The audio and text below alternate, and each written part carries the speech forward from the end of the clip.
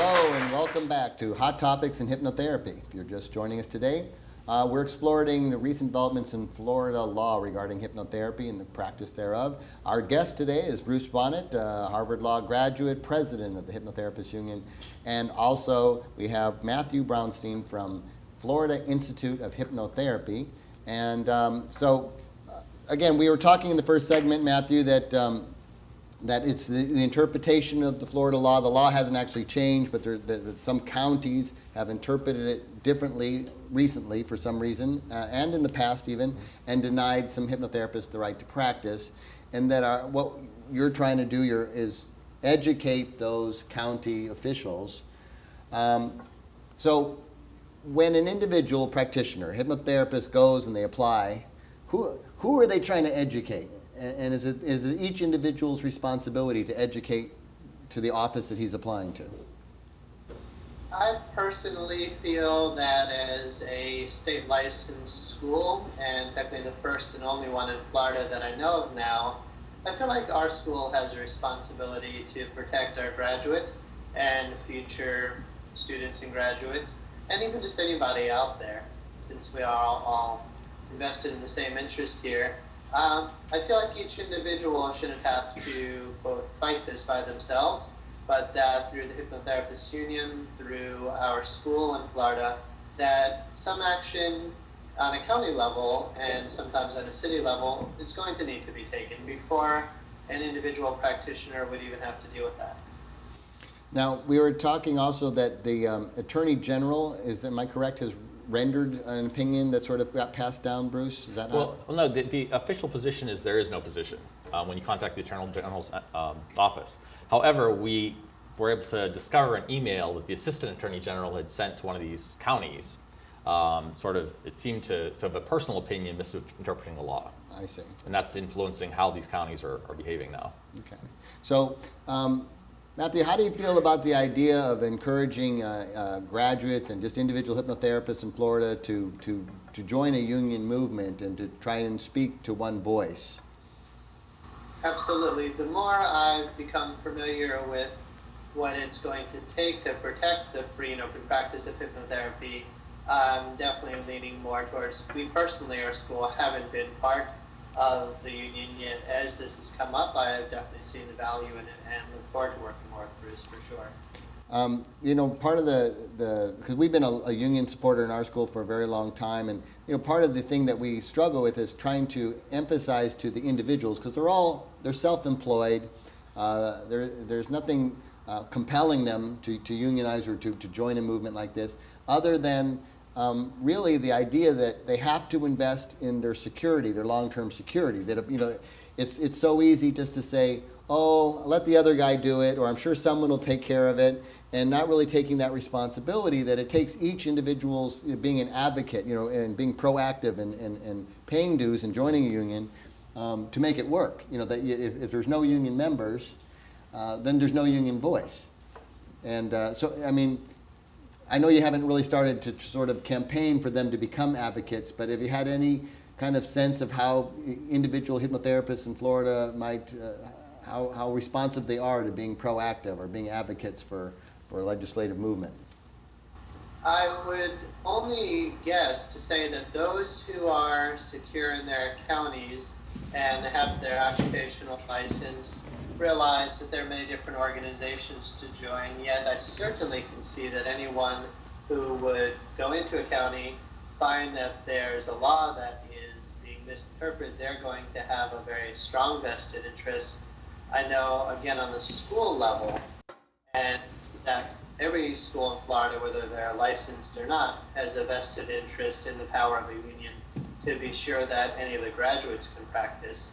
And then, of course, any school is going to influence their graduates into what organizations are important to be a part of. And I'm definitely being swayed that all of our graduates should have something to do with the union to make it stronger, and that there'll be something backing them in case they need it. So I feel from this point I'm being proactive with current graduates, recent current graduates, people in the school now, and anybody who would join.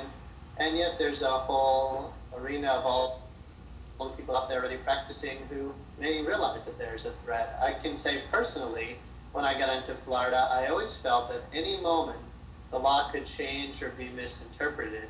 And yes, having known that I could be part of a union would actually have brought a whole nother level of security, for sure. Yeah, well, that's my position as well. I was here in California and we experienced a similar thing a few decades ago, and it was really scary because it can happen again without any change in the law. Just an opinion can change everything, and all of a sudden they tell you you can't do that anymore. And it's very insecure.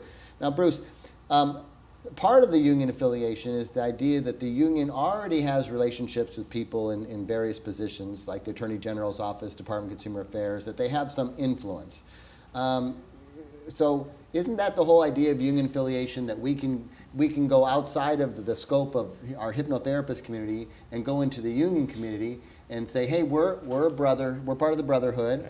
Who do you know in the Consumer Affairs office, or who do you know at the Attorney General's office? This is just a little misunderstanding we're having, and hopefully tap into those personal relationships they have. The most recent example, which you're aware of, was in Indiana, where there was this onerous set of laws that made it very, very difficult to be a hypnotherapist.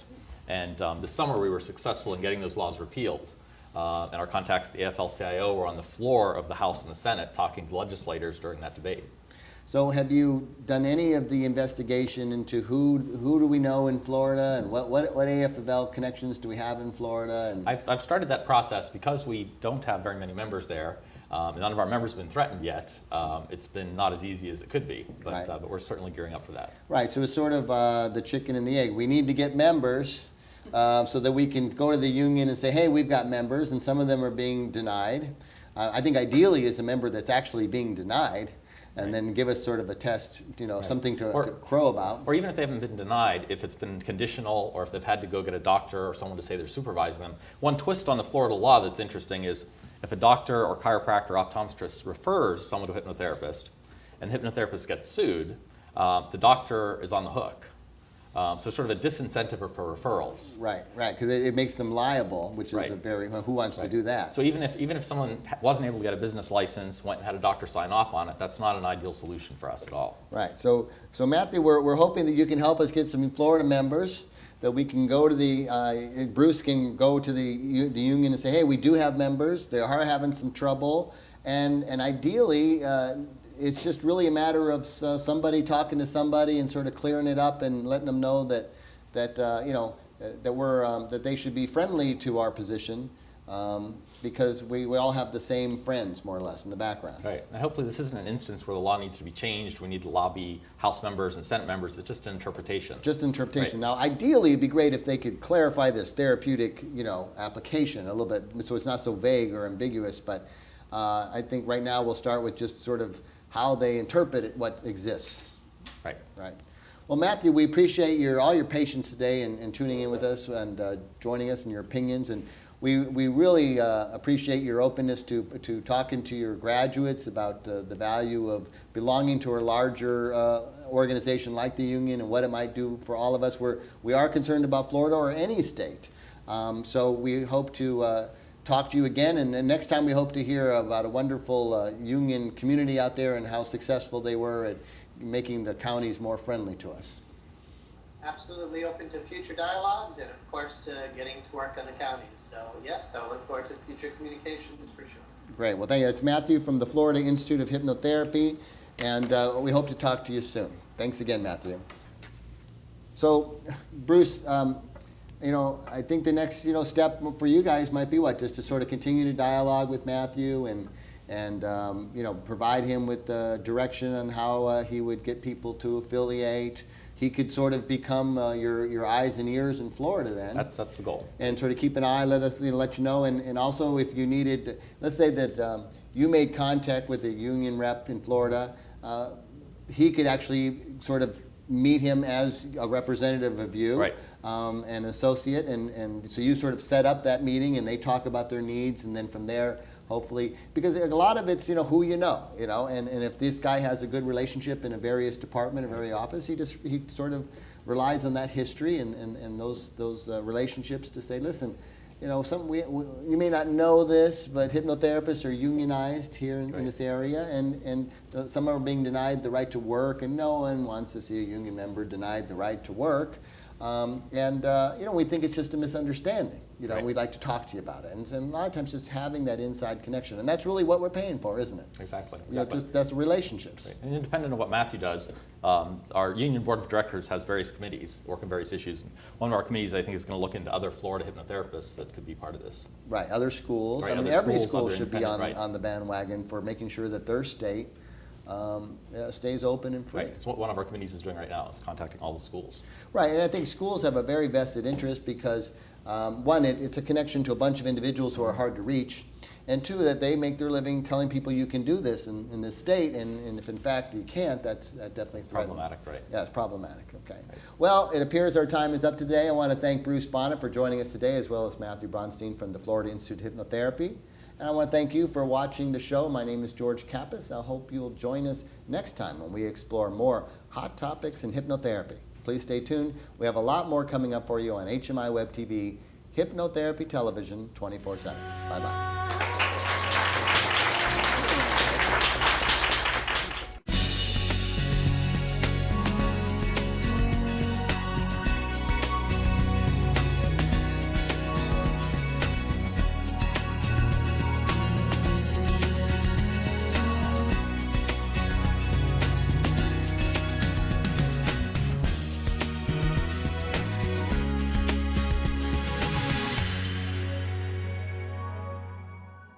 Therapist the right to practice, and that what you're trying to do is educate those county officials.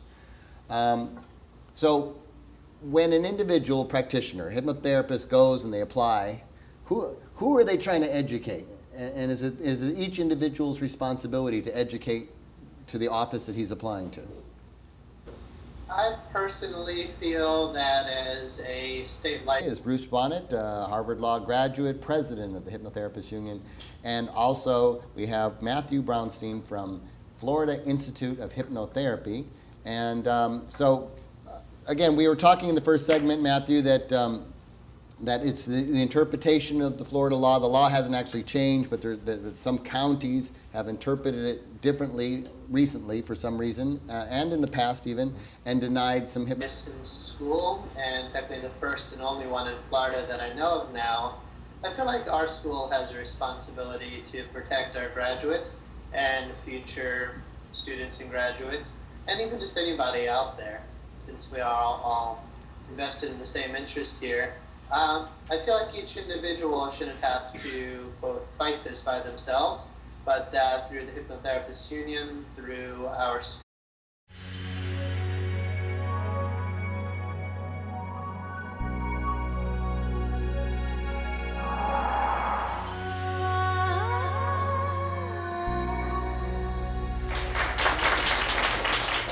Hello and welcome back to Hot Topics in Hypnotherapy. If you're just joining us today, we're exploring the recent developments in Florida law regarding hypnotherapy and the practice thereof. Our guest today, Rule in Florida that some action on a county level and sometimes on a city level is going to need to be taken before an individual practitioner would even have to deal with that. now we were talking also that the Attorney General, am I correct, has rendered an opinion that sort of got passed down, Bruce? Is that Well, no, the official position is there is no position when you contact the Attorney General's office. However, we